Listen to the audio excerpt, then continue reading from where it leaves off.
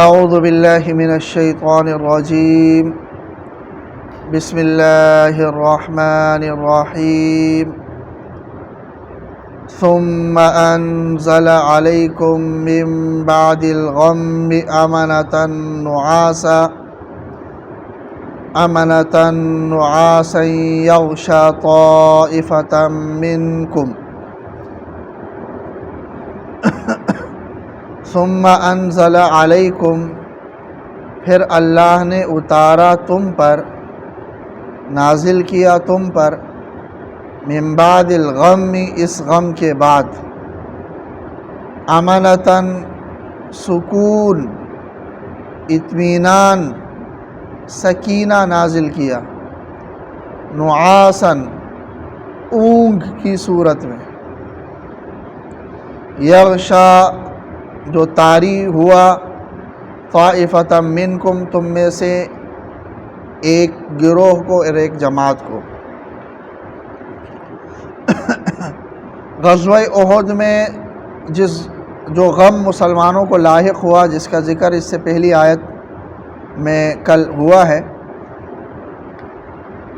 یہ غم چونکہ اور یہ تکلیف، یہ درد، یہ صحابہ کرام کو بطور عذاب کے تو تھا ہی نہیں، صرف اور صرف بطور ایک سبق کے تھا۔ تو اس لیے اللہ تبارک و تعالیٰ نے اس غم کو ختم کرنے کے لیے ایک صورت یہ اختیار کی، یہ نازل کی کہ صحابہ کرام پر غنودگی طاری ہو گئی، اونگ طاری ہو گئی اچانک سے، اور جس حالت میں تھے، اور دشمن سامنے تھا، مضبوط دشمن، اور ان کا لشکر سامنے تھا، صحابہ کرام زخمی حالت میں ہیں، تھکاوٹ میں ہیں، ایسی حالت میں ان پر یہ ہوا کہ اونگ طاری ہو گئی۔ یہ سکینہ تھا، جس کو اصطلاح میں سکینہ کہتے ہیں، ایک قسم کا اطمینان اور سکون ان پر نازل ہوا، اور اس کی مختلف صورتیں ہو سکتی ہے، اور ایک صورت یہ تھی کہ اللہ نے ان پر اونگ طاری کر دی، اور جیسے ہی وہ اپنی اس نیند سے بیدار ہو گئے، اس اونگ سے بیدار ہو گئے، تو وہ غم سارا کچھ ختم ہو چکا تھا۔ خود حضرت ابو طلحہ رضی اللہ تعالیٰ عنہ شریک تھے جو غزوہ احد میں، وہ خود بیان کرتے ہیں کہ ہم کھڑے تھے اور اونگ طاری ہو گئی، اور کھڑے کھڑے ہمارے ہاتھوں سے تلواریں گر گئی۔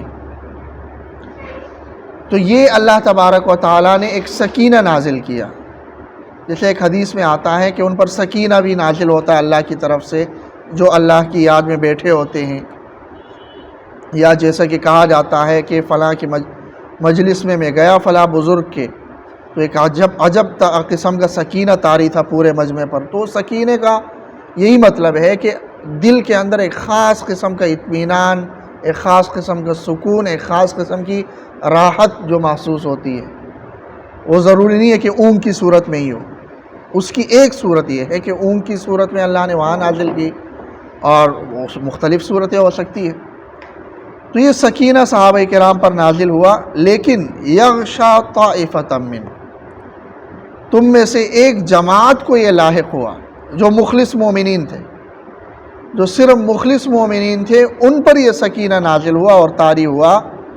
جو منافقین تھے، حالانکہ تعداد میں وہ تھے بھی، زیادہ بھی نہیں تھے، لیکن کم تعداد میں تھے، کیونکہ عبداللہ ابن ابی اپنے ساتھیوں کو لے کر پیچھے چلا گیا تھا، 300 ساتھیوں کو لے کر، لیکن ظاہر ہے کہ اپنے بندے تو اس نے چھوڑ رکھے تھے۔ تو جو منافقین تھے گنے چنے، ان پر یہ سکینہ طاری نہیں ہوا۔ ان کی حالت کیا تھی؟ وہ اسی گھبراہٹ کی حالت میں تھے۔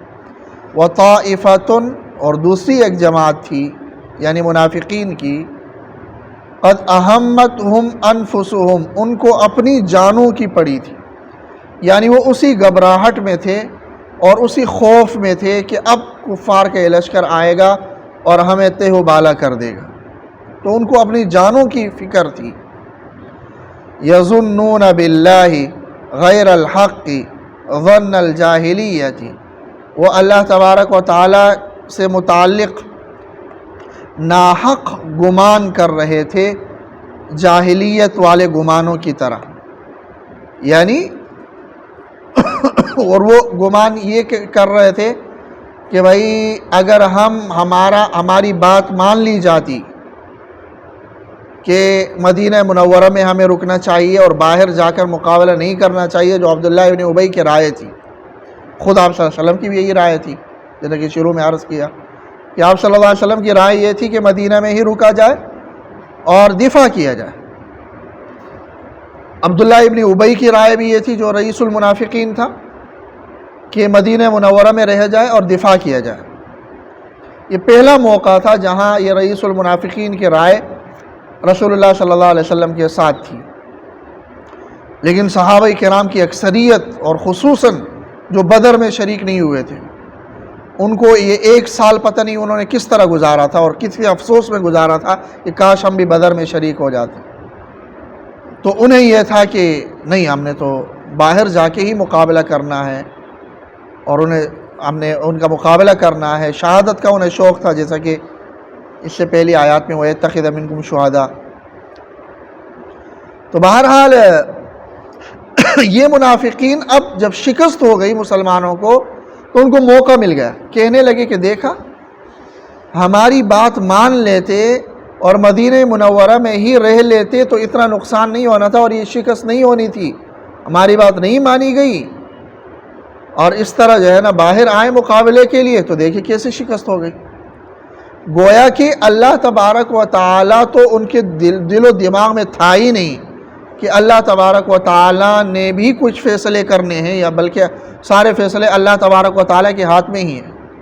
تو یہی معنی ہے یظنون باللہ غیر الحق ظن الجاہلیہ، اللہ تبارک و تعالیٰ سے متعلق ناحق گمان کر رہے تھے، ظن الجاہلیہ جس طرح جاہلیت والا گمان ہے، یعنی اللہ تبارک و تعالیٰ کی طرف سے بھی ایک چیز لکھی ہوئی ہے، یہ ان کی سوچ اور فکر میں تھا ہی نہیں، بس یہی تھا کہ نہ نکل آتے تو ہم نہ مرتے، نہ نکل آتے تو ہمیں شکست نہ ہوتی۔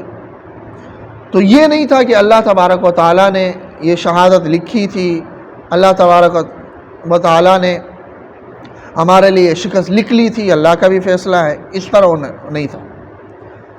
تو کیا کہا کرتے تھے؟ یقولون، وہ کہہ رہے تھے، حل لنا من الامر من شیء، ہمیں اس معاملے میں کیا ہمیں بھی اس معاملے میں کوئی اختیار ہے؟ حل لنا من الامر من شیء، کیا ہمیں بھی اس معاملے میں کوئی اختیار ہے؟ اس کا ایک معنی تو ظاہر تو وہ یہ کرنا چاہ رہے تھے کہ اللہ نے لکھا ہوا تھا، ہمارے اختیار میں تو کچھ نہیں ہے، اللہ نے بس شہادتیں لکھی تھی، شکست لکھی تھی تو بس ہو گیا۔ ظاہراً تو یہ معنی تھا، کیونکہ وہ اپنے نفاق کو تو کھل کر ظاہر نہیں کرتے تھے، لیکن اصل میں وہ یہ کہنا چاہ رہے تھے کہ اس معاملے میں ہماری تو کوئی چلی نہیں، ہماری تو کسی نے مانی نہیں، تو اب شکست کا مزہ چکھ لو، ہماری مان لیتے تو یہ معاملہ نہ ہوتا، ہماری تو کسی نے مانی نہیں، یہ ان کا مقصود تھا۔ قل، آپ جواب میں کہہ دیجئے، ان الامر کلہ للہ، معاملہ تو سارا کا سارا اللہ کے ہاتھ میں ہے۔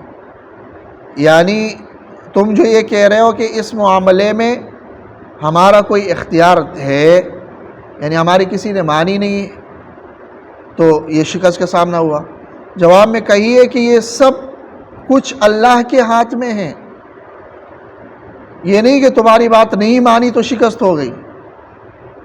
اگر تم یہاں پر نہ آتے، مدینہ منورہ میں ہی رہتے، پھر بھی اگر اللہ تبارک و تعالیٰ چاہتا تو تمہیں شکست ہوتی۔ تم یہاں آئے تو اللہ تبارک و تعالیٰ چاہتا تو تمہیں فتح ہوتی، جیسے آغاز میں ہوا۔ تو سارا معاملہ تو اللہ کے ہاتھ میں ہے، تو اللہ کے سپرد کیوں نہیں کرتے ہو؟ یخفون فی انفسہم، یہ منافقین اپنے دلوں میں چھپاتے ہیں، ما، وہ چیز، لا یبدون لک، جو آپ کے سامنے ظاہر نہیں کرتے۔ اور وہ کیا ہے؟ اس حل لنا من الامر من شیء کا جو مفہوم ہے، جس کو آگے مزید وضاحت کے ساتھ اللہ نے بیان کیا، وہ یہ دل میں یہ چھپایا ہوا ہے انہوں نے، یقولون، وہ کہتے ہیں، یعنی دل میں یہ کہتے ہیں، آپس میں بھی کہتے ہیں اور دل میں یہ کہتے ہیں. مسلمانوں کے سامنے تو یہ نہیں کہہ سکتے ہیں. وہ یہ کہتے ہیں دل میں لو کان لنا من الامر شیء کہ معاملے کا کچھ اختیار ہمارے پاس ہوتا، یعنی ہماری بات مانی جاتی، ما قتلنا ہاہنا تو ہم یہاں قتل نہ کر دیے جاتے. ہماری بات مانی جاتی تو اس طرح ہمیں شکست نہ ہوتی، اس طرح ہم قتل نہ کیے جاتے. یہ ان کے دلوں میں یہ بات تھی.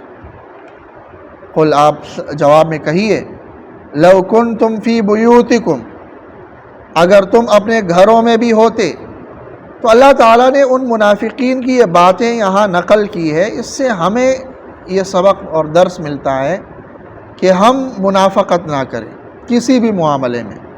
ہمارے معاشرے میں آج بھی ایسے لوگ موجود ہیں جو اوپر سے کچھ ہوتے ہیں اور دل سے کچھ ہوتے ہیں، جو کسی کے لیے یا آستین کا سام بنتے ہیں اور کسی کے لیے کس طرح سے وہ پروپیگنڈے کرتے ہیں اور سامنے ظاہر نہیں ہونے دیتے اور سامنے ایسا ظاہر کرتے ہیں جیسا کہ ان کا بہت قریبی ہو. تو یہ معاملہ نہیں ہونا چاہیے. اور معاشرے میں ایسے لوگوں کی وجہ سے بہت بے سکونی ہے، کیونکہ آپ کو پتہ ہی نہیں ہوتا کہ ہاں یہ میرا مخلص ہے، کیونکہ ظاہراً تو بڑے اچھے طریقے سے ملتا ہے اور بہت آؤ بھگت کر رہا ہوتا ہے، لیکن دل کے اندر اس نے کیا زہر رکھا ہوا ہوتا ہے اس کا آپ کو پتہ نہیں ہوتا. اور وہ موقع آنے پر آپ کو ایسا ڈنک مار لیتا ہے کہ انسان پھر افسوس کرتا رہتا ہے. تو یہ ایک مومن کی شان نہیں ہے. مومن کی شان یہ ہے کہ جس طرح وہ ظاہر سے ہے ویسا ہی اس کا باطن ہو. کسی کے معاملے میں اگر جس طرح اس کا باطن ہے اسی طرح ظاہر بھی ہو. یہ نہیں کہ ظاہر کچھ ہے اور باطن کچھ ہے. ہاں یہ الگ بات ہے کہ کوئی شخص ایسا ہے کہ اس سے کسی مسلمان کو تکلیف پہنچ رہی ہے اور آپ کو پتہ ہے کہ یہ شخص ایسا ہے، تو اس کی موجودگی میں آپ اس کے منہ پر کچھ نہیں کہہ سکتے کہ بھئی آپ تم یہ غلط کر رہے ہو. لیکن جس کو تکلیف پہنچائے گا وہ اس کو آپ کہہ رہے ہو کہ یہ آدمی سے بچ کے رہنا. تو اس میں کوئی ممانعت نہیں ہے. آپ صلی اللہ علیہ وسلم ایک حدیث ہے کہ آپ صلی اللہ علیہ وسلم اور حضرت عائشہ صدیقہ رضی اللہ تعالیٰ عنہ تشریف فرما تھے. ایک شخص آیا تو آپ صلی اللہ علیہ وسلم نے فرمایا یہ بہت برا آدمی ہے. جب آ کے ملا تو آپ صلی اللہ علیہ وسلم بڑے ہنسی سے بڑے خوش اخلاقی سے ملے. حضرت عائشہ نے بعد میں پوچھا کہ یا رسول اللہ آپ تو کہہ رہے تھے یہ بہت برا آدمی ہے اور جب ملے تو آپ صلی اللہ علیہ وسلم نے فرمایا کہ میں کسی کے ساتھ ترشروئی کے ساتھ نہیں مل سکتا، لیکن اس آدمی کی اصلیت میں نے تم لوگوں کو بتانی تھی تاکہ اس سے احتیاط کرو.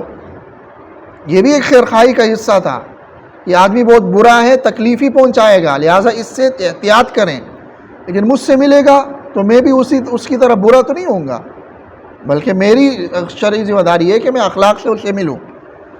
غلط یہ ہے کہ آپ کسی کو پھنسانے کے لیے، کسی کو تکلیف پہنچانے کے لیے، کسی سے آپ موقع کا فائدہ اٹھانے کے لیے اس کے سامنے اچھائی ظاہر کر لیں اور اندر سے آپ نے اس کے لیے کوئی پروپیگنڈا پال رکھا ہو. یہ منافقت ہے اور یہ غلط ہے، یہ نہیں ہونا چاہیے.